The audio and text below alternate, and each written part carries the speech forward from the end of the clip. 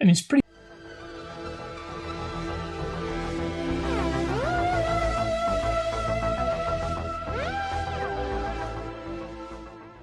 Hello, I'm Dylan. And I'm Keon. And this is Trust Your Doctor, that podcast with shoulder pads, because this week we watched Time and the Rani. Written by none other than Pip and Jane Baker. Whoopee. Directed by Andrew Morgan. And aired from September 7th to September 28th, 1987. Yeah, well, so... This, I think, there's the shortest span of time between the previous thing we watched for this Redux and this one, as compared to... Wow, I completely butchered that, my point with the way I said that. I understood what you meant, I think. I was just saying that the time between Mind Warp and Time and the Rani is the shortest between two serials we watched for this revisit out of all of them. 2 or 3 stories, depending on how you count it. Yeah, and a year, maybe. Yeah, well, this is the point where the show's longevity starts to wear thin, because this was the point, and not Mind Warp. Well, this is the show's final descent into depravity and madness before it just gets canceled entirely. I mean, not without something to say from Andrew Cartmel, who's no, I'm going to try to keep this show going as long as possible. And J&T, who was if I leave, they're going to cancel the show, aren't they? Well, they brought Pip and Jane Baker back after the masterpiece known as Terror of the Vervoids, and, apparently they just had it in for Doctor Who. I mean, from what I read... From what I read, they included a giant spider in this story because they knew Colin Baker was arachnophobic. So, I mean... Well, I mean, obviously I'm kidding when I say that they had it in for Doctor Who, but, they had, according to themselves, never even watched Doctor Who before writing for Terror of the Vervoids. So, which doesn't necessarily mean anything, but, maybe they could have done their homework a little bit. Maybe watched a story or two before... I mean, Andrew Cartmel didn't write for Doctor Who either before he just took over as the, second most senior position on the show. But Pip and Jane Baker had not even ever watched it. Yeah, well, you know what? They were just looking for a paycheck, and they got it. Okay? They got it. Honestly, we should be applauding them for their business acumen, so to speak. Yeah. I mean, it is kind of unheard of that they would be given this position of writing for the show when they had admittedly, never even seen it.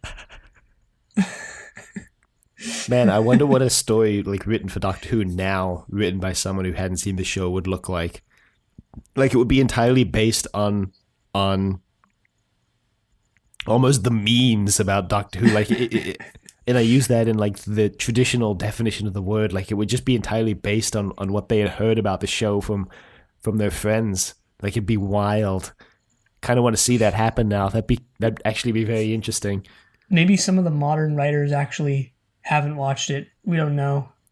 Well, I mean... I would doubt it. I highly doubt it, but maybe.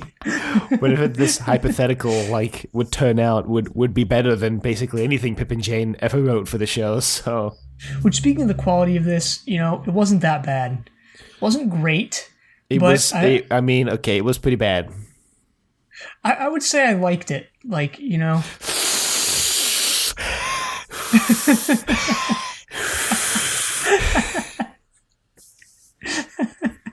Disowned. You're off the podcast. Well, this is the episode where we die on air anyway, so... Yeah, before we started recording, Keon just started dying over Skype, and I was like, oh god. Well, I don't know if I've ever made this explicitly clear. I think I've hinted at it, but I don't really have a desk. So now, and I've been working from home for 3 months since now. Basically last November is when I started. Awesome. So, this has been taking its toll. Your spine is curving to that nice golden ratio. The golden Oh, spiral. God. It's not only my back, it's like every day, because I sit on the floor cross-legged for over 12 hours straight, usually without getting up. It's like I get up and my knees just like crack into play. Okay, whatever. Anyway, we Yeah, need to talk yeah. about that. Everything about that is the least ergonomic possible. But anyway. Yeah, so, I mean, like every other story for this revisit, this story was plagued by production problems, notably the departure of Colin Baker and his refusal to do this story as a regeneration story, because he wanted to be able to get other work, and the breakdown between... Who was Serial's commissioner at this point? Was it Michael Grade? Might have been. The breakdown No of idea. negotiations between him and Colin Baker, because Colin was like, I want to do a whole season, and the BBC was like, no. And so Colin was like, well, then I walk. And the BBC was like, no. Apparently, Pip and Jane wrote this for Colin Baker and then just like awkwardly had to rewrite the whole thing to kill the Doctor off in the first 3 seconds, because originally, apparently, the Doctor was going to stay behind to make sure the missile launch took place as intended, and then the place would just blow up, and that would cause the Doctor to regenerate, which, I mean, you'd have to wonder how that would even leave, like, any recognizable cell matter to regenerate. But, I mean... Maybe Time Lords are like lizards, you know? As long as there's some small part, or worms, like as long as there's some small part of their body left, they can regenerate. Or starfish, like that horrific Eldritch Abomination version of SpongeBob that I know I linked in the show notes a few weeks ago. Yeah. I don't know if Don't you make read me that. link to that again. I didn't read it. I just kind of scrolled through it, but like, yeah. Wow. Kills SpongeBob in the first page. Good times. Apparently, Pip and Jane pulled some, like, Terry Nation-esque naming that I didn't even notice. Icona coming from Iconoclast. Bayus from Obey Us. Wow. Lacurtian. I kept thinking of Beowulf, but Yeah, me too. And then it was pointed out that it's Obey Us, and I was like, wow. Lacurtian from Lacertian, meaning lizard-like. Tetrap from the 4 eyes that the monsters have. And Loyhargle, which is apparently an anagram of Holy Grail. So, cool. Good going, Pip and Jane. Good going. Apparently, Pip and Jane themselves called Colin Baker to act in this story, and he was like, nope. weren't Pip and Jane Baker always the ones who put a lot of obscure literary references? Or not obscure, but like ones that most people wouldn't recognize? Yes. Also, they intentionally had the Doctor like mangle all his proverbs in this story, which was actually something I noticed and was going to talk about because I felt like it was a deliberate attempt to distance themselves from Colin Baker. And it turns out that was right. That's actually exactly the point of that. So, I mean, it's pretty hard not to notice because it's very overdone. yeah, they do it like every other sentence at the end of episode 4. A lot of them are really clever. I'll give them that. But maybe if they just like culled most of them. Yeah, you know, they could have culled like most of this story and we wouldn't have lost anything. Like, you have absolutely no idea what the Rani's plan is until literally 12 minutes before the end of the story. And I really like her plan. Like, when it actually comes down to what the secret hidden like agenda behind this story is and behind the events, like, I actually really like that. It's just everything leading up to that and surrounding it. So you mean the first 3 episodes? Yeah, is not great. Well, I suppose that's the perfect segue because I don't have anything else to talk about in terms of the production, except for that the story was originally called Strange Matter, but then they had wanted J&T didn't like the name. Wow, I completely mangled that sentence too. I'm on a roll this morning. Well, just to start off, I forgot that there was actual CGI in the intro sequence for this season. Oh, yeah. Yeah. This brilliant 1980s CG TARDIS getting blasted with laser bolts. Yeah, I totally forgot about this. And yeah, I have nothing else to say about it other than that I forgot about it. Yeah, me too. This- And then I thought there was this humorous thing in the TARDIS where like it looks like a vacuum cleaner fell over from all these laser hits. It looks exactly like my vacuum cleaner, in fact. So that's kind of weird. Wow. Well, this intro sequence also has the whatchamacallit, the middle eight portion. Yeah, they play the middle eight during the intro, which is unique for the show because they never do it again or before. So Really, they didn't do it before. I don't remember. no, they didn't. Huh. Well, okay then. So, well, I mean, moving past the copyright issue, the Rani decides to commit copyright infringement of her own in this story and steal Mel's likeness for 2 episodes. Yeah, because this worked out. What was the guy's? Oh, Crispin Glover. Yeah, Who sued? I don't know who he sued. Probably Universal. I think Universal. Yeah, for using his likeness in Back to the Future 2. Yeah, because I seem to remember that Universal did all these really great tricks to hide that they didn't rehire Crispin Glover to play Marty's dad by like hanging the new actor upside down. Well, they created a prosthetic mask of his face. That too, but also hanging him upside down. Yeah, and that was when it was like decreed that actors own their own appearance. Yeah. Crispin Glover's really actually lucky that he has a very distinct face. Yeah, he could be Margot Robbie and have an identical doppelganger just lounging around Hollywood in Samara Weaving. I don't know if you've seen Samara Weaving, but she looks exactly like Margot Robbie, or maybe Margot Robbie looks exactly like Samara Weaving. Who knows? You know, who came first?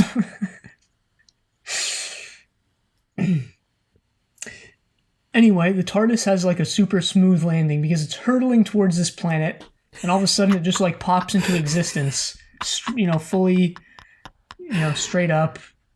With a really like, what's the word I'm looking for? Understated version of the warp, which apparently is how people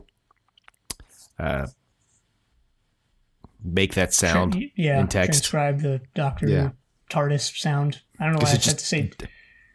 Yeah. Because it just does it once, and then it's landed. There you go. Yeah, I mean, I'm not up to date, or not up to date's not the word, but I'm not too knowledgeable on like the TARDIS prop that they used in this era, but like it doesn't look great. It's like maybe one of the like worst looking ones. It just looks old and worn out and tired, kind of like the show itself at this point. The Doctor's got a weird line that might refer to this, where he goes like, "I need to take the TARDIS for its bicentennial refit," and I was like, Yeah, I mean, it's a shame though that like, because I think season 26 actually breathes some new life into the show, but at this point, it's kind of just, it feels like it's on its last legs, and it was, but like it started to get better again right before it went off the air, I think. Yeah. I mean, it reminds me of just like nothing in particular except like old fogies just trying to relive their glory days on television, and just everyone being like, this is just like no one wants to tell them to stop because they're like so lovable. You know, they're like nice old men and women, lovable old grandparents, but like at the same time you're like, it's not good. And like the TARDIS prop here is just kind of indicative of the like, it feels like it's been the same prop since the fourth Doctor's just slowly got more and more decrepit as the show goes on, and it's just like we're watching the living corpse of the show we once loved. And you know, the reboot's going to get to this point at some point too, and maybe we'll be having this discussion again, but maybe some people would argue that it's already there. I don't think I would, but maybe. I would argue that, you know, if we make an analog between the reboot and in the classic show. We're in the like fifth Doctor, still kind of riding the peak prime era of Doctor Who era. I think we're in the prime era. Like, this is, well, we don't have to get into that, but and I've said it before, but I think series 11 and 12 are basically the best Doctor Who's ever been. But Yeah, hey, but I mean, I'm drawing more comparisons between like the popularity of the show rather than necessarily the quality of scripts. You know, the Stephen Moffat era would be the analog. The late David Tennant / Stephen Moffat era is kind of the fourth Doctor's era in terms of popularity, and now we're on the like waning popularity of the fifth Doctor, and soon we'll be on the lack of popularity of the McCoy era. well, if we go by time, it's been 15 years since the new series started, so what would that be in the classic show? It would be like right in the middle of the fourth Doctor's era, I about believe. 1978. Yeah, so right in that fourth Doctor prime. All right. Touche. I mean, not that means anything. Anyway, the Rani captured Einstein. He's just like the knocked Einstein. out. The Einstein, is he a companion now? No, I'm just saying the Einstein and not like some random guy named Einstein or something. I don't know why I needed to make that distinction. Well, yeah, thanks for clearing that up. That.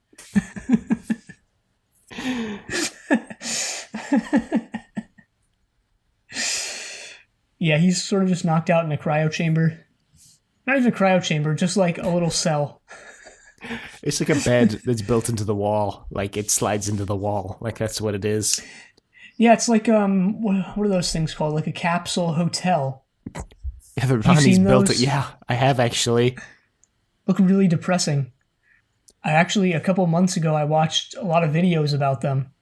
And there was one that I saw where like the capsule just had like a little mini blind as its Wall entrance, you know? Yeah. You know, it's taking minimalism to the extreme, you know? Why do I need everything when I could just have literally just a bed?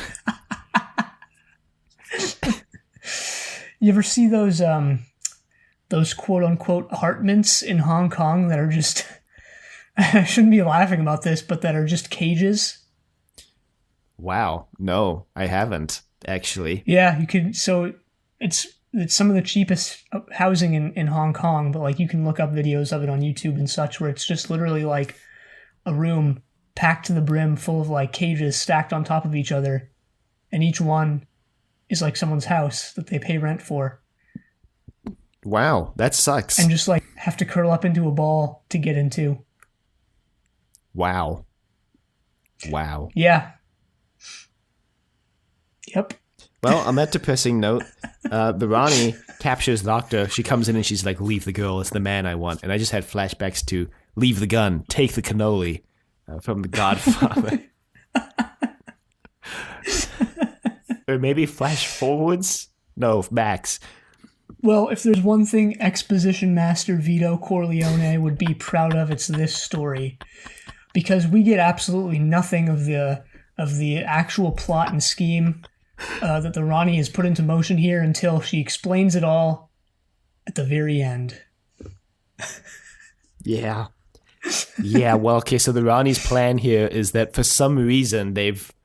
Yeah, see, this was a problem I had with the story, is that for some reason they decided to, I guess, nerf the Rani because she is completely unable to, like, fix this device that she built on her own and requires the assistance of the Doctor. See, the first two episodes, to me, have a completely different plot than the second two, because the first two is like, the Rani needs the Doctor to fix this machine, and then she's going to enact her super evil plan. But in the second two, it's like she needs the Doctor because she needs to add an understanding of time to the Mega Brain, which, like, those two seem not contrary, but different motivations.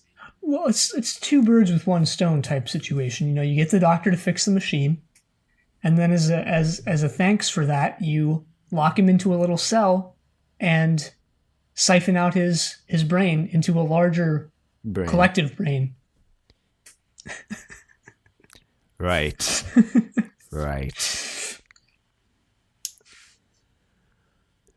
So while that's going on, Mel gets rescued by one of the Lacertians. Icona. Icona? Yeah, it was Icona, yeah. I believe it was Icona, yeah. And the hilarious part about Icona that I immediately notice is that when he runs, he does the like Naruto run with his arms behind his back. Wow.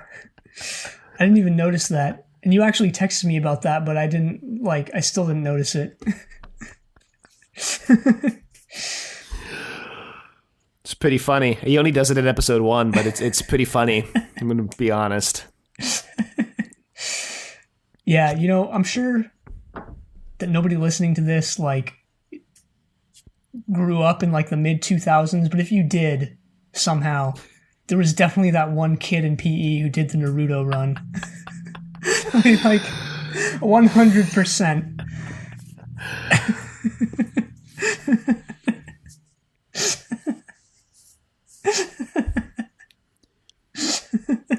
What wasn't there that kid who did it when at the Area 51 raid that wasn't really a raid?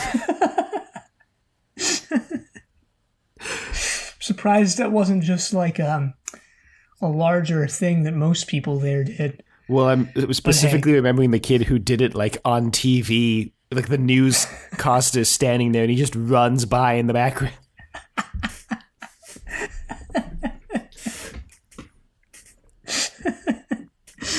Is that actually more aerodynamic and No, I don't think faster? So. No, I don't think so.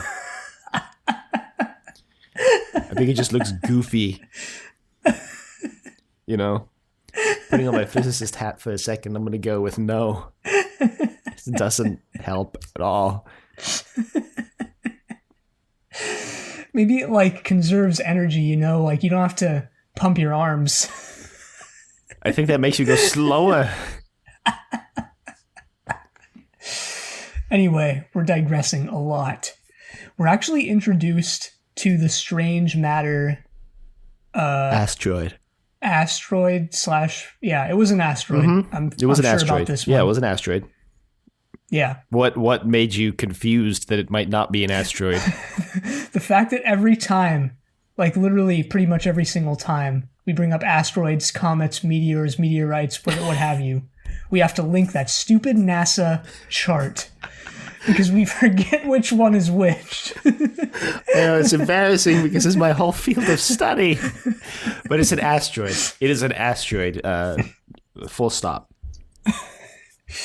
Yeah, that was the one thing that I felt was actually drip-fed pretty well throughout the story is the strange matter asteroid. The rest of the stuff kind of just comes at you like a truck, hits you like a truck at the end, but this was actually incorporated into the story if in a way that might have been no more than oh, look, there's this asteroid that's on our radar. Mm-hmm. But still, at least it was there. Made of strange matter. Which they don't ever explain what strange matter is in this story, except the Doctor at some point going, it's really dense. But strange matter is an actual thing that had actually been discovered recently before this story. So I guess that's why Pip and Jane thought it was cool to put into the story. I guess I shouldn't say discovered and more theorized, but anyway. I think the Doctor actually has a line where it's yeah, strange matter discovered in 1984 or whenever it was. That's actually his exact line is that exactly what you said. Wow, you could write this. I think it's already a well-established fact that we could and probably should write and just oversee all of Doctor Who. I will make no comments on whether we should or not. Yeah, we were too preoccupied with whether or not we could that we never stopped to think about whether or not we should. Yeah, that's what happened. Anyway, yeah, so one of the what were they called? I can't even remember their Lacertians or the Tetraps. One of the Lacertians is wandering through the rock quarry that this story is set in and triggers a little tripwire trap thing and gets trapped in a bubble, prisoner style. But yeah, I have a note here that's whoop, Mel gets taken by Rover. Well, it's not Mel at first. It's Sarn, I think.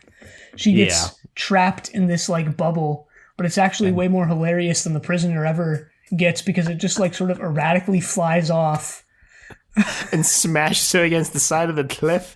Like that was my understanding about how this bubble kills its occupants. Is it just smashes them across the side of the quarry face. Yeah, pretty sure that's what happens. And you through the dust and rubble that gets kicked up by this explosion, as that slowly clears, what comes into view is like her skeleton. Yeah. Somehow this intact. skeleton will become an important plot point later somehow. Yeah, somewhat important. Her skeletal remains just left to, decompose, I guess. Well, they've got some time before they start decomposing. They've got a little leeway, shall we say. Yeah. I mean, okay, never mind. I was going to make a joke about how Icona just pours out the last hope of their civilization at the end. But hey. We'll get there. No, we'll get there. So the Doctor decides he's not going to work in this disgusting coat anymore because we forgot to mention that the Sixth Doctor just bangs his head against the floor and regenerates. Yeah, so like we mentioned earlier, Colin Baker is not part of this whatsoever. But instead of just starting with Sylvester McCoy, like they probably should have done, they put Sylvester McCoy in Colin Baker's outfit and a Colin Baker wig and sort of distort his face. And that's how they do this. Well, that's like the regeneration, is the face distortion, except, normally it goes from like the previous actor's face to the new actor's face. But in this case, it just goes from Sylvester McCoy to Sylvester McCoy. So there's not much they can do, like the distortion. It doesn't look as bad as I remember it being, to be honest.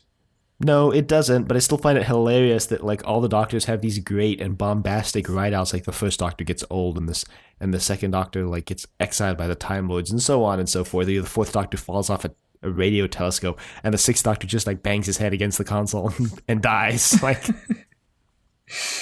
and I know Big Finish has like a proper story, and I know we read Spiral Scratch, but like, if you only watch the TV show, you would come out of this thinking like, damn, the Sixth Doctor really did just like trip and die. Which just goes to show you how much you're missing, and how not true a Doctor Who fan you are if you only watch the show. Oh yes, you're not a true Doctor Who fan if you haven't subjected yourself to some of the worst literature available in the history of the human race in Spiral Scratch. We should have revisited Spiral Scratch for this Redux. Nah.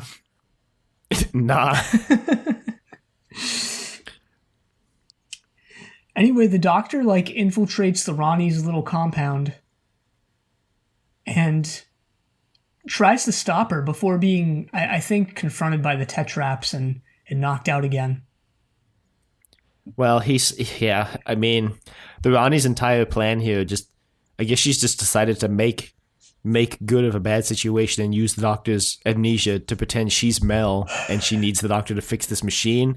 And this is the moment I realized that Kate O'Mara has not as much hair as Bonnie Langford, so they've probably got her in this literally huge wig. And I was like, whoa, but did not realize how much hair Mel had to begin with. Yeah, I mean, it was the 80s. Yeah, they really went overboard with Mel and her computer programmer hair. Her entire outfit actually is a little over the top because she's wearing this sort of pink thing, this pink pinstripe shirt with huge shoulders. Yeah, she's got some bitchin' shoulder pads that could put someone's eyes out. Anyway, the Doctor wakes up again and he has total amnesia. He can't even remember the last thing that happened. And this is how the Rani tricks him into thinking that she's Mel. Yeah, and I guess he just goes along with it. Yeah, that's basically where this one ends. The Doctor, I think he goes to the wardrobe area, and this is where he finds his outfit.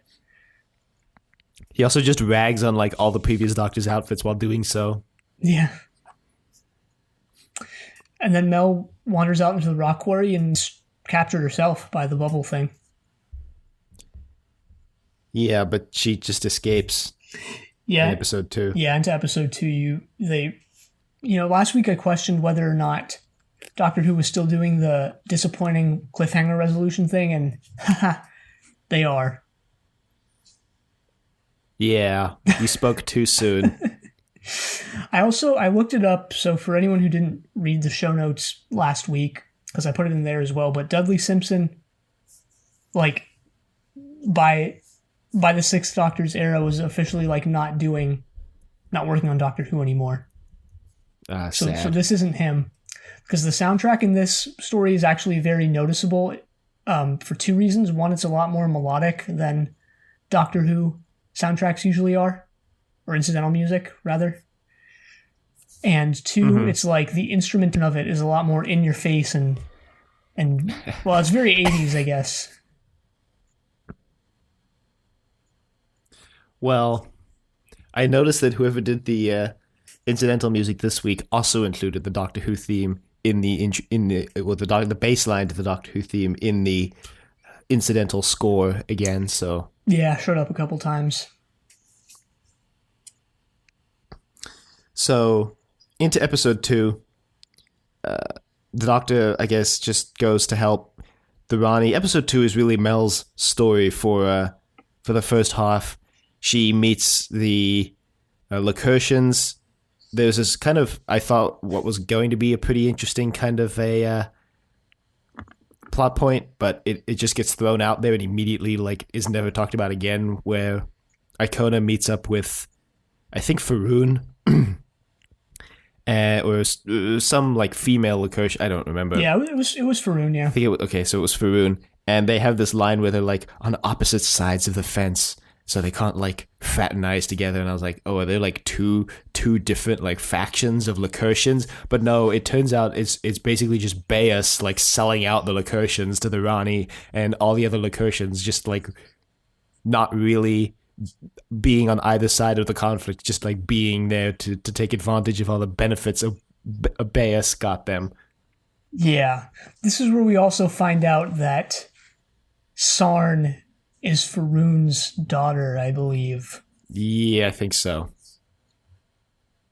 Yeah. Yeah. So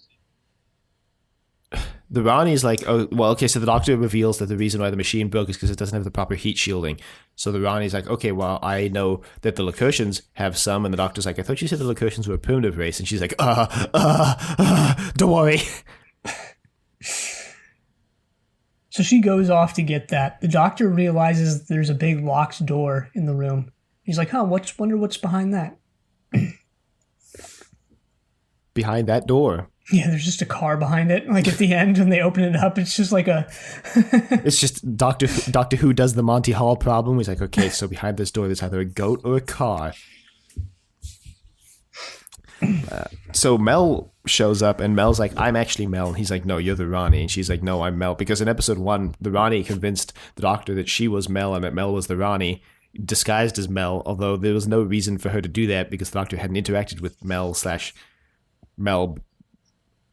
who was convinced that is the Rani. So anyway, but the Doctor doesn't punch that hole in that logic, so he just goes along with it until now, where Mel reveals that she's actually Mel. So the Doctor, who didn't do this test earlier, decides to check her pulse and realizes there's only one pulse, so she has to be Mel and not the Rani. And there's a line here, I know a couple weeks ago, I alluded to the fact that the fourth Doctor in Underworld said that, he had been through regeneration 2 or 3 times, but in this story, the seventh Doctor explicitly calls himself the seventh incarnation of the Doctor. So, yeah, he says it doesn't bode well for my 7th persona. Mm-hmm. So there we go. They're along with Colin's mention earlier of I think the second Doctor saying his number, this is an explicit mention in the classic series of the Doctor's chronology / numbering. Anyway, the Doctor also mentions his age might be 953, maybe. Oh, really? Yeah, because the door code is 953 to escape, and the Doctor's like, haha, the Rani with her jokes. That's my age. And then he turns to Mel and says, or it might be the Rani's. Huh. Well, I guess they meet Bayus. I forgot that this was in episode 2, but Yeah, because Bayus behind the door, and they sort of, I guess, see also the little chamber where the Rani is keeping all the famous people from Earth. Yeah, but the Doctor goes back to the main room because he wants to try keep the ruse up a little bit. And the Rani comes back and she's like, oh yeah, I found this in the storeroom. Oh yeah, I guess they learned like all the wrong lessons from Underworld because the Rani's TARDIS is like a CSO set like all of Underworld was. So... Yeah, Underworld is like a distant memory at this point, so... So much has happened in the world since Underworld. The world has literally become an underworld since Underworld. Well, the way episode 2 ends is that the Rani knows that the Doctor knows, and she reveals that she knows that the Doctor knows. And traps him in a room where he's going to get killed by some Tetraps, but then in episode 3 he just escapes through the ceiling, so... That's great. Yeah, the Doctor pulls the oldest trick in the book here. Did you notice that? Where he's trying to subdue the Rani, and he doesn't like make a big point of it, but he does just like point in a way, and she like looks away, and that's when he gets her. I actually did not. My first note for episode 3 is like everyone just escapes, which feels very anticlimactic, you know, because episode 2 ended with everyone getting captured and them being all doomed. Episode 3, they just all escape. They're all fine. As you know, as you do, as usual, on this show. Anyway. Bayus recommends that everyone go to the Leisure Hive because he thinks this story is not worth saving and is so far just irredeemable, and that everyone just bail into a better story. No, I'm just kidding. That's kind of how I felt halfway through. I watched this after The Prisoner, so I was like, damn, I wish I could go back to 2 hours ago when I was watching, like, something good.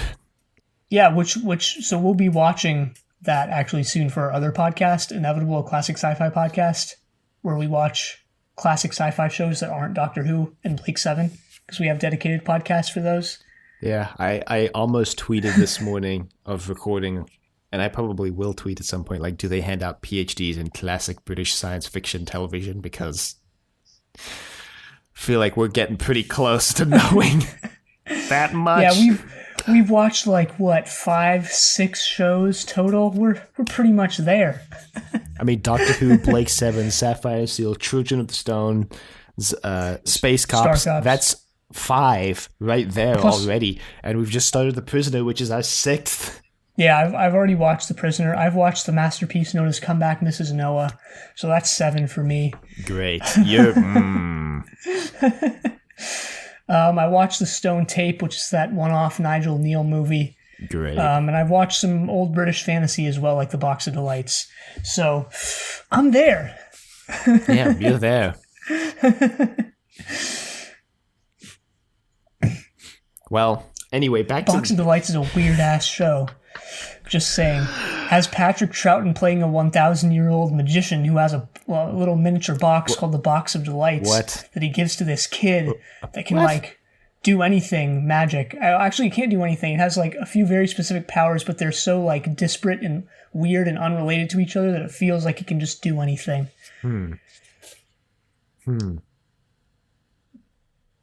Yeah, really weird show. Well, back to the story that we seem to be insisting not to talk about for this entire podcast. All Mel does in episode 3 is scream at Tetraps. Yeah, I completely forgot, and you know, no hate. I actually kind of like this, despite what it's going to sound like. But I forgot how like shrill and in your face / in your ears Mel's screams were. Like they sound like they could be a stock scream that like you could just put in any horror movie, and they did get a little over the top. I'm gonna leave you to die on this hill alone. What, the hill of like thinking this is good? Yes. You have no help from me in this one. All right. Well, anyway, moving swiftly away from Mel's position as damsel in distress for 4 episodes. This is when the Doctor gets shown, I guess, the Lacertians' like Castrovalva room, where they're just chilling. I call it the Castrovalva room because it reminds me a lot of the weird like sleepy village that the Fifth Doctor visits in Castrovalva. You know, Castrovalva, the titular location. Reminds me a lot of the like bondage spiderweb that Adric was placed into by the Master. No.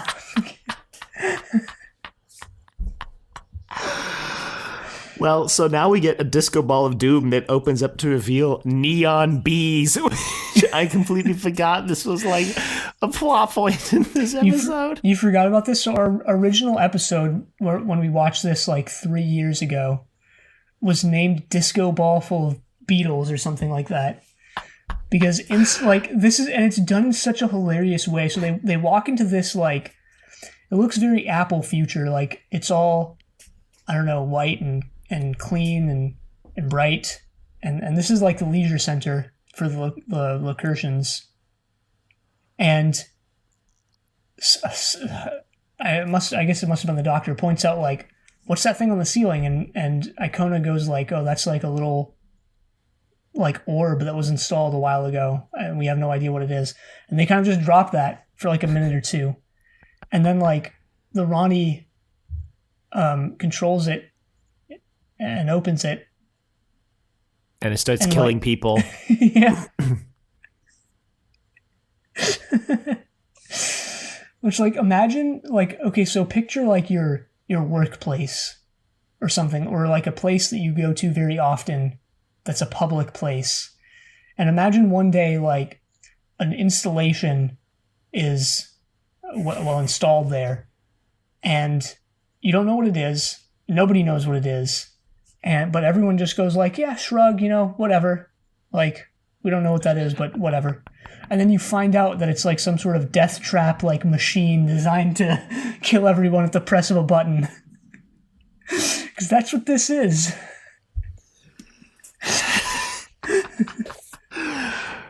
You will comply. But it's also done in like the like most ridiculous way possible, where it's like killer beetles, I think it actually was. But the beetles are actually just like little laser pointer points to get shown on. Yeah. Yeah. They're neon bees. Like neon trees, but the band, but neon bees.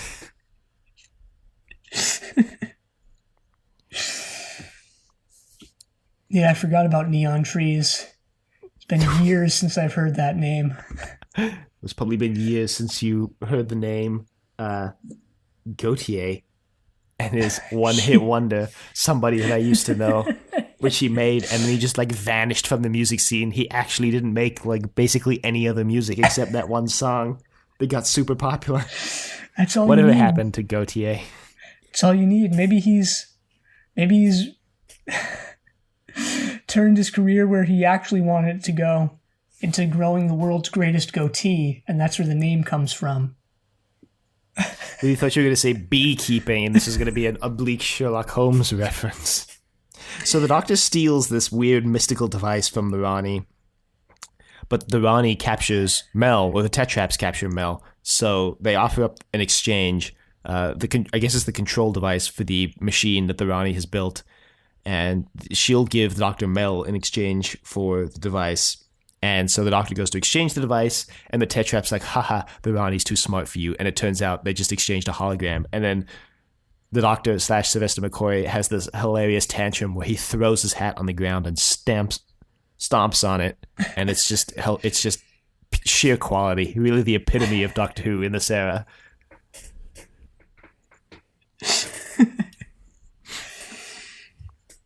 Oh boy. So the Doctor gets captured. Yeah. And I guess he gives himself up, was like my note. I was like, I guess the Doctor just gives himself up. I don't know. Well, we find it's out not done very well. Well, this is where the story starts getting a lot better, I think. And 3 episodes in. Yeah, exactly. Steps into like the territory of like good. It's like this is where it's, yeah. Just imagine watching like an episode. Imagine watching something like what's like Rosa, except that for the first 30 minutes, it's literally the Doctor and gang just like sitting in the hotel room not doing anything, and you don't find out why they're there until 32 minutes into the 50 minute episode. Like, that's basically what this is. Sounds good to me. All right, if you say so. We find out what's behind the door. It's a giant brain. This was surprising, and I really liked this because I completely forgot what was behind the door.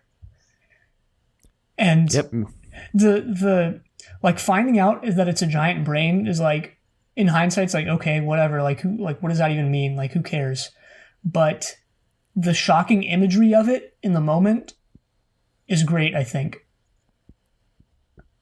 Yeah, the brain is well realized, which is impressive, given the low budget of the show.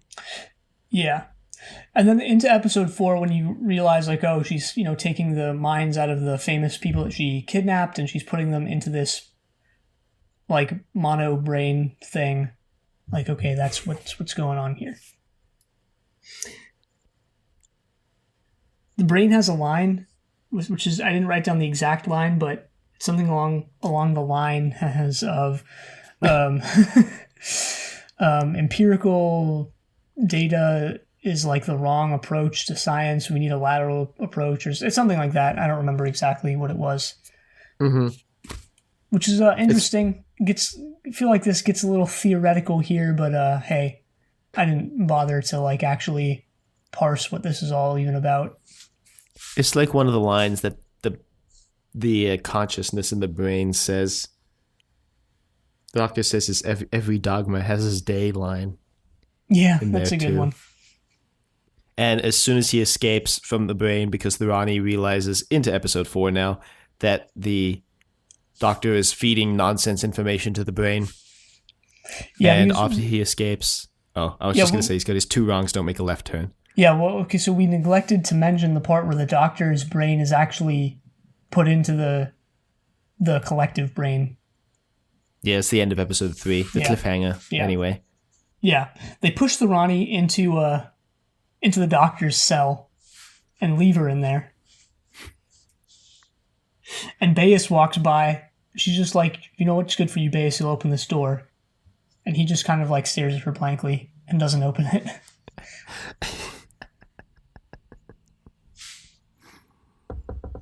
So they go back to the control room, and this is where the Doctor reveals what the plan is, or at least what he thinks the plan is, which... Well, so he only knows that the Rani's trying to make a supernova, and he's like, but why? Like, why would you want to do that? I guess this like doesn't make a lot of sense, but I mean, maybe it works because strange matter is like super dense matter, but like, how would that create a supernova? Because typically super dense matter is like the result of like a supernova. Anyway, the result that she wants to bring about from destroying the asteroid is like creating a massive amount of chronons. That's 10 out of 10 Academy Award winning acting performance there. The Doctor says chronons are like particles of time, so she's just going to like coat the entire planet in chronons and create a giant machine that can control the fabric of space and time and rewrite history. Because according to the Rani, the dinosaurs never had their day. The scale of the episode went from like minute to the biggest in Doctor Who history to this point in like 3 seconds. And yeah, and I love that. So Fugitive of the Jadoon is one of my favorite episodes from the new era of Doctor Who, because the episode goes from like a woman like just having an average morning as a tour guide to like these world altering events in the span of 50 minutes. That episode does a much better job than this one of spreading the escalation out over the course of so it's like a ramp entirety. up instead of leisurely walking along the sidewalk before you just get plowed over by a speeding truck. But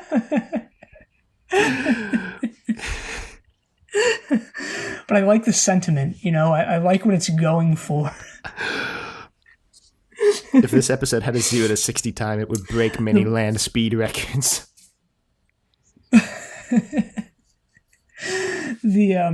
What the Rani didn't account for in her plan, though, is that she could actually just alter the course of history by stop a ship that Adric is on that hurtles towards the Earth and wipes out most of the dinosaurs, or all of the dinosaurs. Maybe that's what she's planning to do. Maybe that's the Rani's dastardly evil plan, is to bring Adric back to life. It can't be that, though, because she has her functional TARDIS, and she could just stop Adric using that, but she wants to create this like bigger and more powerful time control machine. Except wasn't there like not enough time between like when the Doctor left and when Adric crashed? Because the Doctor's like, when the Doctor realizes Adric's not there's not enough time for him to like rescue Adric, even though like multiple times later on we see the Doctor materialize the TARDIS around someone. So maybe that just plays into the Fifth Doctor forgot how to pilot the TARDIS when he became the Fifth Doctor, and that's why he just sucks at piloting the TARDIS for one incarnation. Or he just wanted Adric dead. No, but I mean, there was also that whole plot thread where he like couldn't get Tegan back to Heathrow Airport, remember? Yeah. For like multiple weeks he failed to get her to Heathrow Airport, and then when he actually got there, we got time flight. So they go in and cut off the little anklets that we neglected to mention, but the Rani had installed, or not installed, but outfitted the Lacertians with like death anklets or something. Yeah, I guess the neon bees weren't enough of an insurance policy that the Lacertians like wouldn't try to escape. Yeah, but the Doctor and Mel devise a way of removing them. Except by devise, you mean they just walk up and bang them off, and they're like, wow, look, they come right off. No, they had to use that like special type of wire, remember? Oh, yeah, like that. Like, yeah, wow. Lacertians must have felt real dumb like when they found that wire just like in the room. I don't know how the Lacertians have survived to this point, because their race is consistently on the brink of being wiped out in this story, only to be saved by the Doctor and Mel. Even at the end of the story, when they make the, frankly, pretty idiotic decision to take their destiny into their own hands, when clearly that's worked so well before. That's worked so well until this point. Well, look, it just goes to show you, no matter how much you've needed it in the past, no matter how much your need of it has been validated in the past and it was actually a good thing, never accept help. Never accept even the slightest bit. And never admit, never admit that you need assistance from anyone else for anything. Ever. The worst advice ever. Yeah, man, having dark thoughts, having depression. I'm not even going to finish that sentence because I don't want a soundbite of me saying the implication there out there, even if it's sarcastic and a joke. But that's what this episode really ultimately teaches you, though, is that at the end of the day, and I think it's a good thing. No, I'm just kidding. I don't. I think you should always ask for help if you need help. But yeah, I agree. But, at the same time, you have to keep in mind how weak it makes you look and how much less of a person you are. Okay, I mean, that's legitimately the Lacertians' like line of thinking. Yeah, it is. We've skipped way ahead, so let's actually explain what happens to get to that point. But the Rani's got a missile she's going to launch at the strange matter asteroid that's going to blow it up and coat the planet and the Chronons, like Keon said. And the Rani's leaving and leaves this tetrap behind, and this tetrap like seems to have suddenly recognized that it wants to live and not die, because it's like, wait, you're leaving me here with the rocket? And she's like, yeah, I need you to make sure the Doctor doesn't come back to bugger it up. And the tetrap's like, okay. Anyway, it completely fails at his job because the Doctor comes back and buggers up the control system, which delays the launch of the missile by like 5 seconds, which apparently is enough to make it miss the strange matter asteroid, although the Doctor is not confident in this plan because he's crossed his fingers behind his back when he's telling Mel there's like 100% chance of it working. But it does work. The countdown gets stopped. And the Doctor then gives the Lacertians this strange blue liquid that's apparently the like antidote for, I guess, one of the Rani's other many safeguards to the Lacertians revolting. I think it's actually an antidote for the neon bees, but anyway. Yeah, if the Rani had put in as much effort as she did into like making sure the Lacertians would bow to her will, maybe she would have succeeded. Maybe. But yeah, the Doctor gives this like antidote to Icona. Icona just uncaps it, pours it right out. He's like, thanks, but no thanks, Doctor. We got this. Mel looks at him like, you're impossible. Like, why? I like to think Icona was just cast out of the society, like, as soon as the Doctor and Mel leave. The Doctor and Mel leave, and just... Faroon turns to Icona and is just like, Icona, what the f***? You just hear someone, like, in the background, oh, come on! Just some guy in the background like, I'm literally dying of that right now!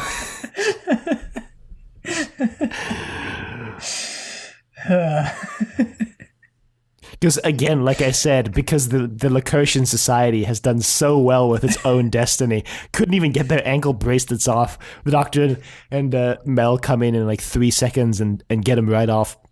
But then again, like, maybe this is an interesting, like, anti-colonialist message where the Doctor and Mel are the colonialists who come in and claim they have to solve all of the native population's problems, and at the end of the story, the Lacertians are like, no, we can do this on our own. We're perfectly and completely capable. But again, the message falls flat on its face because the Lacertians have just been so brilliant at surviving on their own. Also, they were totally willing to sell each other out to work for the Rani. So, yeah, this story actually does have a bit of that dynamic.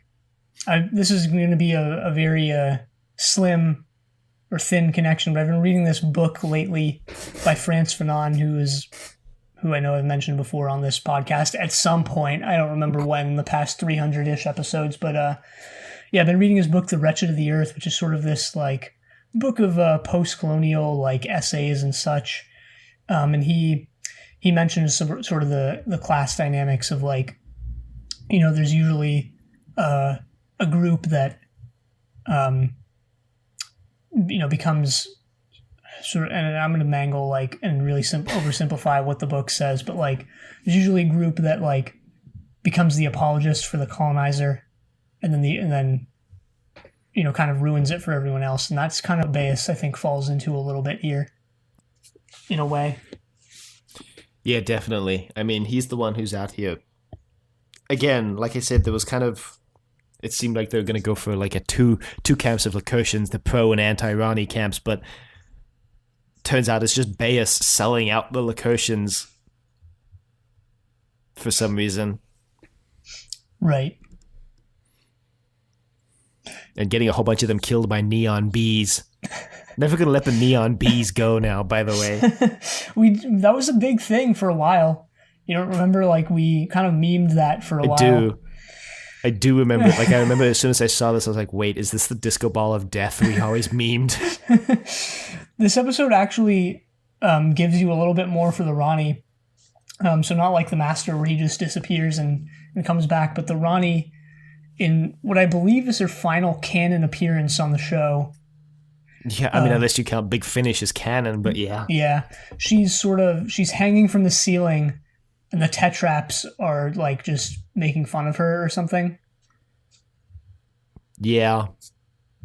Kind of weird. Apparently, Kate O'Mara was supposed to film more scenes upside down in the TARDIS, including when she got the heat shield earlier, but Kate O'Mara hung upside down for so long while filming that she burst blood vessels in her eyes. God. So, turns out working on Doctor Who is hazardous to your health. Yeah, well. Apparently, Kate O'Mara always wanted to return as the Rani after this, even going so far as to like be apparently extremely willing to return for Big Finish. So they had to spend a long time getting the rights to the character. And by the time they got the rights, she unfortunately passed away. Yeah, she passed away in 2014, if I remember correctly. Mm-hmm. I don't know how I remember that. But maybe you just love the Rani so much, which like this story, like even the Doctor in the story is like, man, the Rani is like really interesting if she just turned her mind to good. And even mentions in the story like the Rani isn't necessarily evil, she just foregoes classical morals in her pursuit of science, basically, which can lead her to be in opposition to the Doctor, but doesn't necessarily have to, which I think would be an interesting avenue for the show to explore. You know, Chris Chibi, if you're listening, you know how to reach us. Yeah, the Rani definitely has a lot of untapped potential. I would really like to see her make a comeback in the new series. Yeah, especially facing off against like Jodie Whittaker's 13th Doctor. I think that could be really interesting, actually, because, you know, the 13th Doctor, I won't say she's amoral, but she is less prone to making grandiose proclamations of her ideology like the 12th and 11th Doctors were, and is a lot more understated. And I think that could play really well off of this character that is, in general, not considerate of traditional morality. Yeah, and the more we see from the 13th Doctor, the more her own morality, like, I think it's called into question, like that time in Haunting of Villa Diodati where she kind of just goes off on everyone for not the best of reasons, or maybe it was the best of reasons, I don't know. So like having a story where the Rani kind of like is this, or I imagine like the Rani kind of pulls her in one direction and her companions pull her in the other type thing, and she's sort of at this conflict. Yeah, you could really challenge like the 13th Doctor's moral basis by putting her up against this character who doesn't subscribe to those beliefs like explicitly. Of course, we've had characters like the Master who are in opposition to the Doctor, but the Master, especially Sacha Dhawan's Master, is like very explicitly like evil, like evil. Yeah. And putting the 13th Doctor against someone who's more in the gray area of the spectrum, I think would be beneficial to her character development, but also just really fun to watch. So yeah, that's enough fan wank about the Rani, I guess. Well, overall, I think I like this story had a lot of potential. I think it's the best of the 7 we watched for this little run of stories. Which, like, it's not hard. Like you said before, it's not hard to be better than like the likes of The Massacre and Underworld and Warriors from the Deep. But the Space Pirates. I think, like, with a little more time in the oven and a little better execution, the story could have been really good. I mean, I think the same way about Mind Warp. Like, you really needed like Saywood to clean up Mind Warp, and you could have had something that was at least mediocre and not as like explicitly bad. I still think this story is like pretty bad. I think maybe my opinions on it have tempered since we watched it the first time, and I do think it's the best of the 7 we watched, but that's not saying much. No. I really like the Tetraps as well. I thought they were good little creatures. The Tetraps were well realized until they were filmed in broad daylight in the rock quarry, and then that's when the shall we say low budgetness of the costumes became evident. They looked cool enough with their 4 eyes. They did a good job of hiding it until they were out in the bright sun. So yeah, well, that's pretty much all I have. If you don't have anything else, maybe we can launch into how many of Britain's 10 actors were in this story. Yeah, which I actually looked up this week for this show. All right. Well, why don't you start off then? Well, so I skipped Sylvester McCoy and Bonnie Langford. I don't know if you looked either of them up. No, I didn't. I skipped them as well because I realized that for the 2 or 3 weeks that we've been doing this, we haven't done the Doctor or the companions for whatever reason. So I just skipped them. I remembered this week, but like just for consistency, I skipped them. for consist as if Treasure Doctor has ever been known for its consistency. Well, that's where the and laziness part comes in. Well, so I started with Kate O'Mara, the Rani, who was in The Persuaders, which seemed really big, but I've never heard of it. Doctors, Z-Cars, The Avengers, The Saint. That was what I've got for the biggest role she was in that I recognized. Yeah, she was in the horror of Frankenstein, which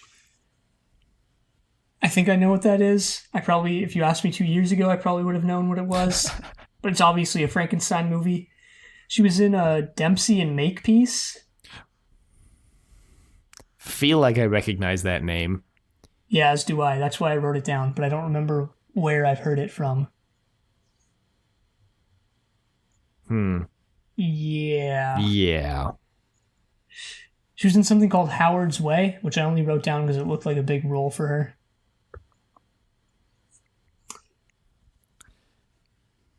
Yeah. Yeah, that's all I got for her. So next up, we have Mark Greenstreet playing Icona.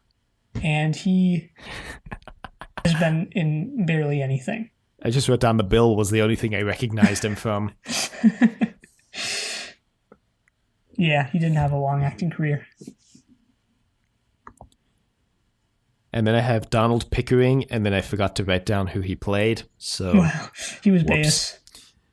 He was in Doctors. He was also Captain Blade in The Faceless Ones. Oh, wow. He was in Yes, Prime Minister, also in The Persuaders and The Avengers. I've been in something called The Newcomers. No idea what that is. He played Watson in the 1979 Sherlock Holmes series. Wow. I have Wanda Ventum playing Faroon. Well, Wanda Ventum played Faroon. I have Wanda Ventum playing Faroon. Who you got on your bingo card? She was in The Avengers. Something called Watch the Birdies. She was in UFO. She was in The Lotus Eaters. Emmerdale, something called Fallen Hero. She was in something called The Two Ronnies. Ronnies. The Two Ronnies. She was in Union Castle, and she's still acting. She was in a couple 2020 and 2019 things, and she's 85 right now. So good on her. Good on her.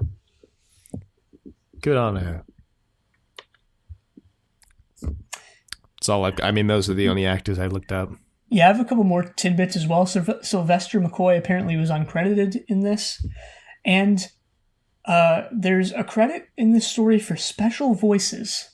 I don't know who or what those special voices are, but one of the people listed underneath as having, done these special voices is none other than Peter Tuddenham. Peter Tuddenham? Yes, the one and only Zen and Orak voice from Lake 7. I imagine he did a Tetrap voice. That's what I think the special voices were. He has to have. That's the only place I could see him being. Yeah. So, cool little tidbit there. Yeah. That's that's all I got. All I got for Time and the Rani. Well, that wraps up our revisit of the 7 stories we consider, the one for each Doctor we considered the worst. And like I said before recording, as it turns out, they're all still not great. They're all still kind of bad. Do you regret doing this little run of stories before we jump into Torchwood? No. I think it was. I think it was interesting to revisit these stories. In many cases, confirmed my opinion that they were, pretty bad. It was fun to see where some of the memes came from, because turns out we meme the bad stories a lot more than we meme the good stories. Yeah. I don't regret it. Maybe I regretted it while I was watching some of them, but looking back on these 7 stories, I don't regret it. I think it was a good kind of retrospective on Doctor Who as a whole now that we've caught up. And yeah, so I'm excited to go into Torchwood, though. I'll say that. Yeah, as am I. Do you regret it? No, I don't know. Not really, I guess. Well, on that note, I suppose, if you'd like to reach us or email us, you can reach us at doctor@decorativevegetable.com. Questions, comments, concerns, angry rants, love letters, your thoughts on, well, Torchwood, I guess. Give us your thoughts as we go into it. You can find us on YouTube at Decorative Vegetable. Got us on Apple Podcast, Google Play, and Spotify, all at Trust Your Doctor. Be sure to leave a rating if you liked the show. Check us out on Facebook, Trust Your Doctor. Like us on Facebook. Also check us out on Twitter at TYD Podcast, and follow us on Twitter. And next week, everything changes as we start Torchwood. But until then, the end.